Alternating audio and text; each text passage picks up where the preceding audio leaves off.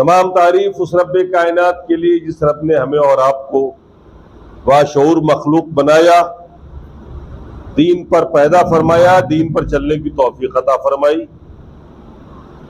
कुरान और सुन्नत जैसी महफूज किताब हमारी और आपकी हिदायत के लिए नाजिल फरमाई। बेशबहा दरूद नबी करीम अलैहिस्सलातु तस्लीम और आपके तमाम आल व असहाब पर, जिनकी मदद, जिनकी नुसरत, जिनके ताउन की वजह से ये दीन हम और आप तक पहुंचा।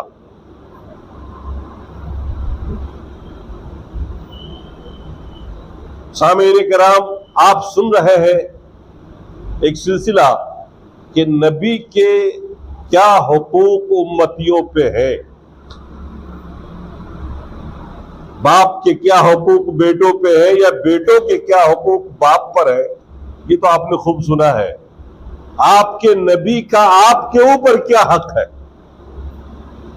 हम जब अपना हक अदा करेंगे तो कल बरोज़ महशर हमारे नबी जनाब मोहम्मद रसूलुल्लाह सल्लल्लाहु अलैहि वसल्लम भी अपना हक हमारे लिए अदा करेंगे। इस सिलसिले में मैंने कुरान की एक आयत पेश की थी। अल्लाह ने फरमाया अपने रसूल को मुखातब करके, इन्ना अरसलनाका शाहिदा, ऐ रसूल मैंने आपको गवाह बनाकर भेजा। कल बरोज़े महशर उम्मत पे आप गवाही देंगे। मुबश्शिर बनाकर भेजा, खुशखबरी सुनाने वाला। अल्लाह के रसूल ने पूरी जिंदगी अपनी उम्मत को खुशखबरी भी सुनाई। नजीर बनाकर भेजा, डराने वाला। चुनांचे अल्लाह के रसूल ने इस हक को भी अदा किया कि पूरी तरह हमें डरा दिया, अब बता दिया कि हमारे बदआमालियों का अंजाम क्या होना है हमारे साथ हुआ। अब अल्लाह के रसूल ने अपने हुकूक अदा किए जो अल्लाह के रसूल की जिम्मेदारी थी। अब यहां से हमारा अदा करने का, रसूल का जो हमारे ऊपर हक है उसका बयान शुरू हो रहा है। लितुमिनु बिल्लाह व रसूलिही, पहला हक रसूल का हम लोगों पर यह है कि रसूल की बात मानकर, रसूल के कहने पर अल्लाह उसके रसूल पर ईमान लाए। आपने ये खुतबा इख्तिसार के साथ सुना कि अल्लाह का ईमान लाने का मतलब क्या है, अल्लाह पर और अल्लाह के रसूल पर ईमान लाने का मतलब क्या है और किस तरह से हुकूक की अदायगी होगी। ये पहला हक था। आज दूसरे हक का बयान होगा। अल्लाह ने फरमाया वो तो अज़्ज़िरू, दूसरा हक नबी का उम्मत पर यह है कि उम्मत नबी की मदद करे। जब वो नबी आए दुनिया में, कार्य नबूवत को अंजाम दे और उसमें नबी को अगर मदद दरकार हो उम्मत से, चाहे वो मदद जानी हो, माली हो, कौली हो, अमली हो, जिस तरीके से भी नबी अपने उम्मत को कहे कि मदद करो अल्लाह के इस दीन की, रसूल के दावत और तबलीग की, तो उम्मत पर यह नबी का हक है कि उम्मत अपना हक अदा करे कि वो नबी की मदद करे। जान मांगे तो जान से मदद करे, माल मांगे तो माल पूरा के पूरा दे के अल्लाह की, रसूल की मदद करे। और कौल इकरार का अगर सवाल हो तो कौल इकरार करे रसूल के साथ, तन मन धन लगा दे रसूल। और करने अव्वल के सहाबा ने इस काम को बखूबी अंजाम दिया। करने अव्वल अल्लाह के रसूल के जमाने में जो सहाबा थे, उन्होंने अपना माल, अपनी जान, अपनी औलाद अल्लाह के रसूल के एक हुक्म पर कुर्बान किया। कहीं कोई कमी नहीं रहने दी। यही वजह है कि बड़ा से बड़ा वली, बड़ा से बड़ा बुजुर्ग, कुतुब, गौस, बदल, आज की दुनिया में सारे मिलकर के भी सहाबा के सवारी के नीचे, घोड़े के टाप के नीचे जो मिट्टी आई थी उसका बराबरी नहीं कर सकते। मकाम सहाबा का इसीलिए अल्लाह के रसूल ने फरमाया, ला तसुब्बु असहाबी, मेरे सहाबा को कभी बुरा भला मत कहना। फ़इन्न अहदकुम लौ अनफ़क़ मिस्ला उहदिन ज़हाबन, क्योंकि तुम में से अगर कोई शख्स उहद पहाड़ के बराबर सोना भी सदका कर दे, तो मेरे सहाबा ने अगर एक मुट्ठी, 1 किलो, आधा किलो जौ या सत्तू जो अल्लाह के राह में खर्च किया, तुम उसकी बराबरी नहीं कर सकते। जिन हालात में उन्होंने रसूल की मदद की है, तन मन धन लगा दिया रसूल के लिए, इस दीन को कायम करने के लिए, वो सहाबी का मकाम है। करने अव्वल के मुसलमान, करने सानी के मुसलमान, करने सालिस के मुसलमान, 3 जमाने अल्लाह के रसूल ने जिसकी खुशखबरी दी, फरमाया खैरुल कुरून करनी, सबसे बेहतरीन जमाना मेरा जमाना है, सुम्मल लज़ीना यलूनहु, फिर वो जमाना जो इससे मुत्तसिल हो, सुम्मल लज़ीना यलूनहु, फिर उसके बाद वो जमाना जो मुत्तसिल हो। सहाबा, ताबाई, तबे ताबाई का दौर, तीनों दौर, और इस दौर में वो नुमाया कारनामा अंजाम दिया। उस दौर के मुसलमानों ने जो कुर्बानी दी, जो नबी की मदद की, उसकी मिसाल न माजी में कहीं किसी नबी के दौर में मिलती है, किसी सहाबी, किसी नबी के मददगार हवारी सहाबी की नहीं मिलती, और मुस्तकबिल में तो कोई सवाल ही नहीं पैदा होता, और ना आज के दौर में कोई वो कुर्बानी दे सकता है। आप अंदाजा नहीं लगा सकते उस दौर के मुसलमानों की कुर्बानी का। अल्लाह के रसूल जब मदीना में हिजरत करके आए थे, और आपके हुक्म पर वो सारे सहाबी मक्का छोड़कर जब आए थे, तने तन्हा, खाली हाथ, लुटे पिटे, किसी के जिस्म पर एक कपड़ा, किसी के जिस्म, आधे जिस्म पे कपड़ा, कोई दौलत नहीं थी, कोई असासा नहीं था, और जब वो मदीने में आए थे तो सर छुपाने की भी जगह नहीं थी उनके पास, अजनबी जगह, कोई रिश्तेदारी नहीं, कोई जानने वाला नहीं, और नबी के हुक्म पर वो सहाबी कोई मामूली लोग नहीं थे। मक्के में साहिबे जायदाद थे, मालदार थे, बड़े बड़े घरानों के नौजवान बच्चे थे, जवान बूढ़े थे, सब कुछ छोड़ के आ गए थे महज अल्लाह के रसूल के हुक्म पर, अल्लाह के इस दीन को कायम करने के लिए। कितनी बड़ी कुर्बानी है उनकी। हम और आप अपना घर नहीं छोड़ सकते उस वक्त तक जब तक के जेब में हमारे पैसे ना हो, जब तक के आगे मंजिल खाने का इंतजाम ना हो, रहने और पीने का सब चीज का इंतजाम ना हो, हम लोग अपना घर नहीं छोड़ सकते। और उन्होंने न सिर्फ ये कि खाली हाथ आए, 8 दिन का सफर पैदल किया, भूखे किया। आज के दौर में ये कहानियां लगती हैं, और साहबा ने किया है, भूखा सफर किया। और ऐसी हालत में जब मदीना पहुंचे, और मदीने के जो अंसार थे, वो मुसलमान जो नए नए मुसलमान थे, उनके पास कोई बड़ी जायदादें नहीं थी, वो भी कमा खोटा के खा रहे थे। किसी के पास थी, किसी के पास बाग था, किसी के पास मजदूरी थी, अपनी घर द्वार था, उनके पास बाल बच्चे थे उनके, इतना बड़ा मकान नहीं था उन लोगों के पास। और अल्लाह के रसूल की बेदार मर्जी देखिए, दुनिया में कोई ऐसा हाकिम ना हुआ होगा जिसने इस हिकमत के साथ, इस तवाजुन के साथ माशियात का मसला सुलझाया। अल्लाह के रसूल चुनांचे आप मदीने के सहाबा को बुलाया, 90 लोग मक्का से आए हुए थे मुहाजिर, और 90 मदीना के मुसलमान को खड़ा किया और कहा, तुम दोनों में उखुवत का रिश्ता कायम कर रहा हूं, भाई का रिश्ता, तुम इनके भाई, तुम इनके भाई। एक मुहाजिर एक सहाबी को भाई के रिश्ते में पिरो दिया। सीधा सीधा मकसद था, एक एक भाई को अपने घर ले जाओ, रहने का ठिकाना दो, जीने का सहारा दो। और वो सहाबा कैसे मुखलिस थे। आज हम लोग रात दिन माल के लिए मरते हैं, माल जमा करते हैं, जरूरत से ज्यादा करते हैं। उनके पास जो कुछ भी था अपने मुहाजिर भाइयों के सामने पेश कर दिया। जिनके पास 2 बाग थे खजूर के, जाके दिखा दिया कि भाई ये 2 बाग है मेरे, एक तुम्हारा एक मेरा, जो पसंद हो ले लो। जिनके पास 1 बाग था, कहा आधा आधा दोनों भाई रख लेते हैं। सबने अपनी अपनी जायदाद बांटने की पेशकश कर दी सहाबा के सामने। रहने के लिए घर आधा बांट के दे दिया। एक सहाबी को लेके गए, मुहाजिर जो मक्के वाले हैं मुहाजिर कहलाते हैं, और मदीने वाले अंसार। एक अंसारी सहाबी, एक मुहाजिर सहाबी जो उनके हिस्से में आए थे, अल्लाह के रसूल ने जिनको भाई बनाया था, हाथ पकड़ के अपने घर ले गए, जायदाद दिखाई, उन्होंने मालदार थे वो थोड़े, और कहा मेरे पास 2 बीवी है, आप पसंद कर लो, जो आपको पसंद आ जाए मैं उसको तलाक दे देता हूं, इद्दत गुजार ले, फिर आप उससे निकाह कर लो। ये कुर्बानी भी कोई दे सकता है क्या? सोच सकता है? और कुर्बान जाइए सहाबा की खुददारी पर, मुहाजिरीन की खुददारी पर। इन्होंने जो हिजरत की थी माल के लिए नहीं की थी। कहा भाई मैंने सफर इसलिए नहीं किया था कि माल बनाऊं, मैंने सफर इसलिए नहीं किया था कि दौलत इकट्ठा करूं।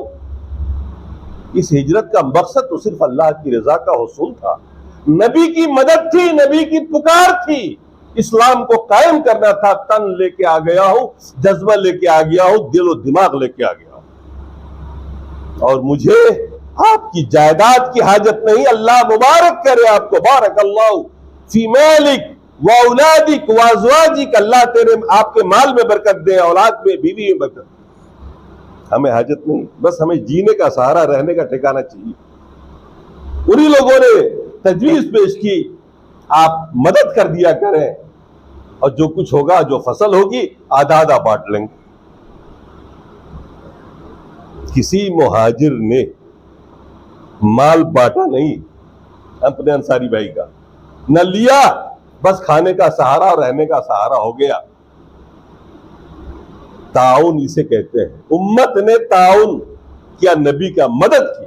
अल्लाह ने इसी का हुक्म दिया कुरान में, वो तो आज जरूर अपने नबी की मदद करो ताकि ये दीन कायम हो, मुस्तहकम हो, तौहीद कायम हो, उम्मत चले, मजबूती आए। और उन्होंने माली कुर्बानी दी। ये मिसाल नहीं बता सकेंगे कि कोई अपने भाई के अलावा किसी को अपने माल में शेयर करता हो। दुनिया में कोई ऐसा नहीं है जो किसी मुसलमान के लिए अपना माल पेश कर दे और कह दे लो भाई आधा आधा बांट लो।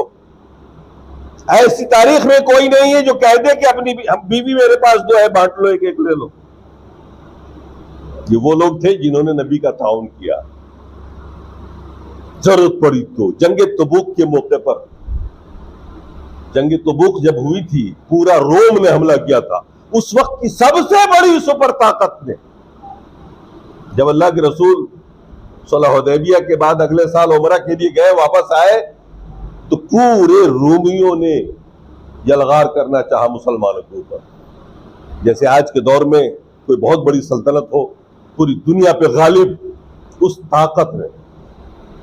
और मुसलमान बहुत गरीब थे, उनके पास कुछ था नहीं। अल्लाह के रसूल ने अपील की, चंदे की, सहाबा से ताउन मांगा, माली मदद की दरखास्त की अल्लाह के रसूल। और आप सोच सकते हैं, जिनके पास कुछ नहीं था, उन्होंने मजदूरी करके लाकर अल्लाह के रसूल के सामने में रखा। हजरत उस्मान गनी रज़ी अल्लाह तआला अन्हु तिजारत करके मालदार हो गए थे। 900 ऊंट पे माल लदा था उनका, तिजारत के लिए, मुल्क शाम भेजने के लिए। एक्सपोर्ट इंपोर्ट का कारोबार था। तो उस्मान गनी रज़ी अल्लाह तआला अन्हु का बिजनेस चल रहा था। मदीने की पैदावार खजूर वगैरह लाद के वहां भेज के बेचवाते थे, और फिर वहां का माल लाकर यहां बेचते थे। खाली हाथ आए थे, अल्लाह ने बरकत दी, कुछ कबूल नहीं किया, कारोबार कर लिया। अल्लाह ने इतनी बरकत दी कि 900 ऊंटों पे माल लदा हुआ था। अब बजाय मुल्क शाम भेजने के, सीधे सीधे अल्लाह के रसूल के पास भेज, उस जंग तबूक में काम आए। अल्लाह के रसूल ने दरखास्त की थी, 900 ऊंट पर लदा हुआ माल जो उनका कुल असासा था, पूरी पूंजी लगा के भेज रहे थे बिजनेस के लिए, सारा के सारा सदका कर दिया अल्लाह की राह में, लिल्लाह व रसूल, अल्लाह अल्लाह के रसूल के लिए। और सिर्फ 900 ऊंट पर लदे हुए माल ही नहीं, 100 घोड़े अल्लाह के रसूल को दिया ताकि जंग में काम आए। 30 केजी चांदी अपने घर से निकाल के जो उनका माल असासा था, वो पूरा के पूरा अल्लाह के रसूल के पास भेज दिया। और 2000 दीनार, जो उस वक्त जिससे 5.5 किलो सोना खरीदा जा सकता था। अब आप सोच लीजिए 5.5 किलो सोना क्या कीमत होगी आज के दौर में। 30 केजी चांदी, 100 घोड़े, 900 ऊंट लदे हुए माल समेत अल्लाह के रसूल की खिदमत में भेज दिया। अल्लाह के रसूल ने देखा, इतना खुश हुए कि अल्लाह के रसूल ने फरमाया, उस्मान थे नहीं वहां पे, कहा आज के बाद उस्मान कुछ भी करे, उस्मान को कोई जरर नहीं पहुंचेगा। ये कुर्बानी सहाबा ने दी है इस दीन को कायम करने के लिए, इस्लाम को बचाने के लिए रोमियों से। और उसी जंग में हजरत उमर रज़ी अल्लाह तआला अन्हु अपनी पूरी जायदाद के 2 हिस्से करके एक हिस्सा पूरा के पूरा अल्लाह के रसूल के सामने पेश किया। जायदाद भले हमारी और आपकी तरह वो नहीं रखते थे, लेकिन जज्बा इतना बड़ा था कि जो था उसका आधा कर दिया, आधा बच्चों के लिए छोड़ दिया, आधा अल्लाह के राह में कुर्बान किया। और सिद्दीक़ अकबर रज़ी अल्लाह तआला अन्हु उनके बाद आए, और जो कुछ भी था उनके घर में जिसकी कीमत लगाई जा सकती थी, जिसको बेच के हथियार खरीदा जा सकता था, चाहे वो नकद हो, चाहे वो अनाज हो, या उनके पास जो पुराने नए कपड़े जो भी थे, पूरा के पूरा सब लाके अल्लाह के रसूल के सामने डाल दिया। अल्लाह के रसूल जानते थे सिद्दीक़ अकबर के घर की हालत। पूछा, बच्चों के लिए क्या छोड़ा? बच्चों के लिए क्या छोड़ा घर में? कहा अल्लाह और अल्लाह के रसूल काफी है हमारे। ये इखलास देखिए, ये जज्बा देखिए। हो सकता है आज आप 50 लाख दे दें, आप 1 करोड़ के मालिक हैं, 50 लाख दे दें, ये मुमकिन है। उनके पास जो था वो सब दे दिया। ये सहाबा की कुर्बानी थी। दीन कायम जो होता है ना, उम्मत की मदद से होता है। नबी ने जब जब मदद मांगी, जान की कुर्बानी मांगी ना सहाबा से। आप सोच सकते हैं कितने साल तक ये सहाबा पिटते रहे, जुल्म सहते रहे, कितनी जाने गई और कितनी जंगें लड़नी पड़ी। मुशरिकीन मक्का ने जंग थोप दिया और चारों नाचार लड़ना पड़ा सहाबा को, जिहाद करना पड़ा, जरूरत थी उस वक्त। और उसमें नौजवान बच्चे शरीक हो रहे हैं, खवातीन जा रही हैं मरहम पट्टी के लिए, पानी पिलाने के लिए, और जवान से लेकर बुढ़ापे तक के लोग तलवारें भाज रहे हैं। जानी कुर्बानी, माली कुर्बानी, औलाद की कुर्बानी, शब रोज की कुर्बानी की। ये दीन ऐसे कायम नहीं हुआ। बड़ी कुर्बानियां देनी पड़ी है सहाबा को, और वही कुर्बानी का मुतालबा अल्लाह ताला हमसे भी कर रहा है कि नबी का हक है, ये नबी का उम्मत पर ये हक है कि ये उम्मत नबी की मदद करे। नबी जान से मदद मांगे तो जान से, औलाद की मदद मांगे औलाद से, माल की मदद मांगे माल से। ये नबी का हक है हमारे।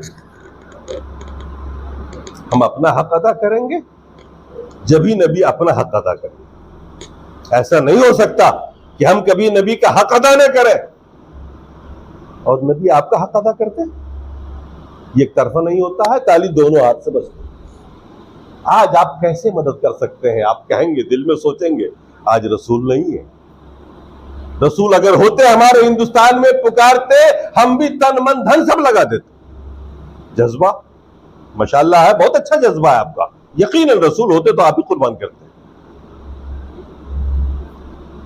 तो सवाल पैदा होता है कि ऐसे माहौल में आप कैसे कुर्बानी दें? नबी तो आज भी कुर्बानी की मदद मांग रहे हैं आपसे। नबी आपसे आज भी मदद मांग रहे हैं और आप नबी की मदद कर सकते हैं। अल्लाह के रसूल ने सहाबा से फरमाया, बल्लिगू अन्नी वलौ आया, एक आयत सुनकर मुझसे लेकर पहुंचाओ लोगों को। एक आयत, एक हदीस रसूल से सुनो और सुनकर पहुंचाओ दूसरों को, उनको जिन्होंने सुना नहीं, जो मौजूद नहीं है। दीन बताओ, ये तो कर ही सकते हैं हम। आप सुनते हैं ना दीन की बातें, यहां सुनते हैं, नमाज के दुरूस के बाद सुनते हैं, और जब तक जहां कहीं पढ़ते हैं सुनते हैं। कुरान सुन्नत की बात है तो आप उनको बताइए तो जाके, महल्ले में जो नहीं थे वहां। तबलीग दीन बल्लिगुन्नी वलो आया। और अल्लाह के रसूल ने ऐसे लोगों को जो दिली दुआ दी है ना, काश आप इस दुआ को जानते। हदीस सुनिए आप। अल्लाह के रसूल ने इरशाद फरमाया, दुआ दी, कहा नज़्ज़रल्लाहु अब्दन समिअ मक़ालती फ़हफ़िज़हा वविआहा सुम्मा अद्दा। अल्लाह ताला तरोताजा रखे उस बंदे को, अल्लाह ताला उस बंदे के चेहरे को तरोताजा रखे। तरोताजा समझते हैं ना, चेहरे पे रौनक, चेहरे पे रोब, अजमत। ये किसके लिए कहा गया? उसके लिए जिसने मेरी एक हदीस सुनी और उस हदीस को याद कर लिया। फ़हफ़िज़ा वविआहा, याद रखा हमेशा के लिए। एक तो होता ना अभी याद कर लिया, काम चलाओ भुला दिया। फरमाया अल्लाह के रसूल ने, उसने याद किया, वविआहा, उसे याद रखा, सुम्मा अद्दाहा, और फिर उसे अदा किया, लोगों को सुनाया, अपने महल्ले में, अपने घर में, किसी दूसरे शहर में, जहां जहां मौका मिला सुनाने का सुनाया। मुसलमानों को अमल करने पे उभारा। अल्लाह ताला उस बंदे के चेहरे को तरोताजा रखे। ये रसूल की दुआ है, और उनके लिए है जो हदीस सुनते हैं, याद रखते हैं और दूसरों तक पहुंचाते हैं। क्यों कहा पहुंचाने के लिए दूसरों तक? अल्लाह के रसूल ने फरमाया, फरुब्ब हामिल फिक़्हिन गैर फ़क़ीह वरुब्ब हामिल फिक़्हिन इला मन हुवा अफ़क़ह मिन। हो सकता है आपने जो हदीस याद की हो, जितना आपने समझा हो वो आप दूसरे तक पहुंचाए, और वो सुनने वाला हो सकता है आपसे भी ज्यादा समझदार निकले और उस हदीस से आपसे भी ज्यादा मसाइल का इस्तिंबात कर ले, मसाइल को समझ ले। उस हदीस को जितना आप समझ रहे हैं, आपसे ज्यादा वो समझ ले। जरूरी नहीं है कि उस हदीस उस आयत से जितना आपने समझा है वो आखिरी है, आप पहुंचा दे, क्योंकि आगे वाला हो सकता है आपसे भी ज्यादा अक्लमंद हो, ज्यादा समझदार।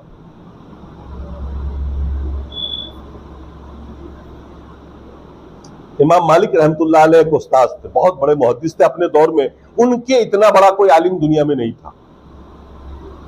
सुनिएगा, बड़ा दिलचस्प वाक़या है, इस बात पे सुना रहा हूं कि समझदारी में कैसे फर्क होता है। इमाम मालिक रहमतुल्लाह मदीने में रहे, हमेशा ना, पूरी जिंदगी मदीने में रहे, और मस्जिद नबवी में बैठ के दर्स हदीस दिया उन्होंने। हजारों हजार शागिर्द हुए इनके। इमाम शाफई शागिर्द थे। इमाम शाफई उन 4 इमामों में से एक, इमाम मालिक भी उन 4 इमामों में से एक। इमाम मालिक उस्ताद, इमाम शाफई शागिर्द।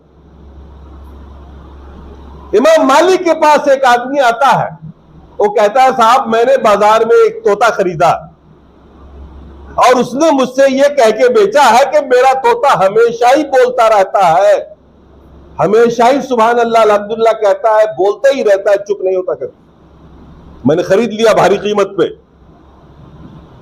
और अब जब मैं लेके आया हूं तो रात को तो सो जाता है, बोलता ही नहीं है वो। सुबह शाम तो बोलता है, तो चुप भी रहता है। मेरे साथ धोखा किया, फला आदमी ने बेचा, भारी कीमत ले ली और कहा ये हमेशा ही बोलता रहता है। तो ये उनकी जो बाय है, इसको तो कैंसिल करवा सकते हैं ना, शरीयत के कानून के रूप से। तो धोखा दिया उसने, शरीयत में लॉ है, किसी ने धोखा दिया तो बाय कैंसिल होगी। कहा कि हाँ वो बाय तो कैंसिल हो जाएगी, उसने धोखा दिया। वो वापस जा रहा था, इमाम शाफी से पूछ लिया, वो तालिब इल्म थे उनके। इमाम शाफी ने कहा बिल्कुल नहीं, बाय नाफिज होगी, तुम उसको वापस नहीं कर सकते, और वापस लेने पे मजबूर भी नहीं है। कहा उसने धोखा दिया, रात को सोता भी है, बोलता नहीं है ये। तो कहा ठीक तो कहा उसने। आकर के वापस इमाम मालिक को सुनाया उसने कि साहब आप ये कह रहे हैं और आपका शागिर्द उल्टा कह रहा। वो कह रहा नहीं बिल्कुल जायज है, आप बैग को वापस नहीं कर सकते आप। उनसे वो पार्टी उनके पास पहुंच गई थी। इमाम मालिक ने बुलाया उनको, शागिर्द को, पूछा कि आपने ये मसला कैसे बताया। जब बेचने वाले ने कहा कि हमेशा मेरा तोता बोलता है, और आप जानते तोता सोता भी है, बोलता नहीं रात को, तो उन्होंने एक हदीस सुनाई। वो हदीस हजरत मालिक के पास भी थी। उस हदीस में एक रवायत है, फातिमा बिन्त कैस एक सहाबिया है, जब उनकी तलाक हो गई पहले शौहर से, इद्दत गुजार लिया उन्होंने, तो उन्होंने आके अल्लाह के रसूल से गुजारिश की कि अल्लाह के रसूल हमें 2 सहाबी ने दावत निकाह दिया, पैगाम निकाह दिया, अबू जहम और उमैया बिन सुफियान, मुआविया बिन सुफियान, इन 2 सहाबियों ने निकाह का पैगाम दिया, मैं किससे शादी करूं। फातिमा बिन्त कैस एक सहाबिया है, उन्होंने कहा इद्दत गुजारने के बाद अल्लाह के रसूल से कि मैं इन दोनों में से किससे निकाह करूं कि इनका पैगाम कबूल कर लूं। अल्लाह के रसूल ने जो फरमाया वो जुमला सुनी। अल्लाह के रसूल ने फरमाया व अम्मा अबू जहम फला यज़अ यसा आदा फला यज़अ असाहु अन आतिक़िही व अम्मा मुआविया इब्न सुफियान फसालुकुन ला माल लहू अन इनकही उसामा बिन ज़ैद। क्या कहा अल्लाह के रसूल ने, फातिमा ये अबू जहम जो है जिससे तुम शादी करना चाहती, जिसने पैगाम दिया है, उसके कंधे से कभी लाठी नहीं उतरती है, वो हमेशा कंधे पे लाठी लिए रहता है। इशारा इस तरफ था कि बड़ी पिटाई करता है वो बीवी को, उसकी आदत है। पहले के दौर में ऐसा होता था ना, अब तो खैर हिम्मत ही नहीं है हमें से किसी की जो वहां बुलंद आवाज से बात कर ले। सिर्फ पहले के दौर में चलता था फ्री स्टाइल, ये सब शौहर पीटते थे और वो पीटना अपना हक समझती थी, बर्दाश्त करती थी। तो फरमाया अल्लाह के रसूल ने अम्मा अबू जहम फला यज़अ असाहु होने तो ही, अबू जहम की हालत तो ये है कि लाठी अपने कंधे से उतारता ही नहीं है वो। अम्मा मुआविया बिन सुफियान फसालुकुन ला माल लहू, और मुआविया जो है सुफियान के बेटे, ये गरीब आदमी है, इनके पास माल है ही नहीं, तुम क्या खुश रहोगी, ये बेचारा खुद नहीं खाता है, कभी आधा पेट खाया कभी नहीं खाया, तुम्हें क्या खिलाएगा। ऐसा करो तुम उसामा बिन ज़ैद से करो निकाह। अल्लाह के रसूल ने मशवरा दिया, बहरहाल उन्होंने क्या कर लिया अल्लाह के रसूल के मशवरे से। अब इस हदीस को देखिए, इमाम शाफी ने पेश किया अपने उस्ताद के सामने में कि अल्लाह के रसूल ने जो कहा कि अबू जहम की लाठी कंधे से नहीं उतरती, तो क्या अबू जहम सोते हुए भी लाठी कंधे से लगा के रखते थे? लैट्रिन जाते थे तो भी लाठी कंधे पे हुआ करती थी क्या? नहाते धोते थे तो भी? अरे भाई मुबालगा है, बताया ये गया इसके अंदर कि वो लाठी का बहुत इस्तेमाल करते हैं, ये बताया गया ना, ये मुबालगा है। इतना कसरत से ये तस्वीर पढ़ता है या तोता बोलता है तो यूं समझो कि बोलता ही रहता है। सोना तो इंसान की जरूरत है, वो तो सोएगा ही ना। कहा इसलिए अल्लाह के रसूल ने फरमाया, देखिए हदीस से इस्तिंबात हुआ, मुबालगा दिखाया गया है, बिल्कुल ऐसे ही है। कहा तोता खूब बोलता है, बोलता ही रहता है, इसका मतलब ये नहीं कि सोता नहीं। अब देखिए उस्ताद ने इस हदीस को जितना समझा उससे ज्यादा किसने समझा? शागिर्द ने, और से मसले का इस्तिंबात किया। आप हदीस को सुनिए, कुरान की आयत को सुनिए, जितना आपने समझा है पहुंचा दीजिए आप। हो सकता है सामने वाला आपसे भी ज्यादा ज़हीन हो, फहीम हो, अक्लमंद हो, वो इससे कुछ और भी मसाइल अखज़ कर ले। अइम्मा किराम क्या थे, इन्होंने इन्हीं हदीसों पे तो गौर खौज किया, इसी से मसाइल का इस्तिंबात किया, कुरान की आयतों को पढ़ा, समझा और उससे नए नए गोशे निकले। तो अल्लाह के रसूल ने फरमाया नज़्ज़रल्लाहु अब्दन समिअ मक़ालती, अल्लाह ताला तरोताजा रखे मेरी उम्मत के उस फर्द के चेहरे को जिसने मेरी बात सुनी, उसे याद रखा, हमेशा के लिए याद रखा और फिर उसे अदा किया। पहुंचाया दूसरों तक, क्योंकि जिसको तुम पहुंचा रहे हो सकता है तुम इतना ना समझो जितना वो समझ रहा है। तो ये भी हक है नबी का उम्मत पर कि नबी के दीन को पहुंचाया जाए दूसरे तक। आप चाहे तो माल वाले हैं, आप ये भी कर सकते हैं कि अपने खर्चे पर किसी को आलिम दीन बनाए, अपने बच्चे को आलिम दीन बना करके उसको दीन के लिए आजाद कर दे। आप उसके लिए कमाए और वो बच्चा फ्री होकर दीन की खिदमत करे। दीन की, रसूल की मदद ऐसे भी होती है। और अगर आप माल भी नहीं खर्च करना चाहे, जान भी ना लगाना चाहे, तो इतना तो हम सब कर सकते हैं कि हम ऐसे बाकिरदार मुसलमान बन जाए, नमाज और दीन के पाबंद बन जाए कि हमें देख के लोग समझ ले कि ये मुसलमान है, हमारी बातों से अंदाजा लगा ले ये मुसलमान है, हमारे कौलो करार से उनको यकीन हो जाए कि मुसलमान है जो न झूठ बोलता है, न धोखा देता है, न गदर करता है, न खयानत करता है, दीनदार है तो मुसलमान। कम से कम अपने जाहिर और बातिन को तो हम बना सकते हैं ना, नबी के हुक्म के मुताबिक चल सकते हैं ना। ये भी मदद है कि चलता फिरता मुसलमान, अगर ऐसा मुसलमान, पक्का मुसलमान, दीनदार मुसलमान हो तो ये चलती फिरती शरीयत होगी, ये चलती फिरती शरीयत होगी, चलता फिरता इस्लाम होगा, चलता फिरता एक मॉडल सा बन जाएगा। तो ये है नबी की मदद उम्मत पर, और ये हम में से हर फर्द को करना चाहिए, अपना हक अदा करना चाहिए। अल्लाह तबारक व तआला हमें और आपको इस पर अमल करने की तौफीक अता फरमाए। अक़ूलु क़ौली हाज़ा व अस्तग़फ़िरुल्लाह ली व लकुम व लिसाइरिल मुस्लिमीन। बारकल्लाहु लकुम।